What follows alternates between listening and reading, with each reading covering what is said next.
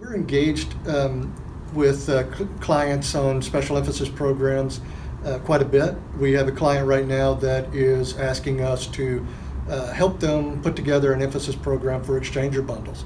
They're a mature mechanical integrity client who's been using risk-based inspection for a while, and now they want to put an emphasis on the exchanger bundles because they're inside the pressure envelope and it's not a release to atmosphere if these fail. It's a contamination of product, a contamination of cooling water, or we have to bring the unit down and for a number of days to repair this bundle.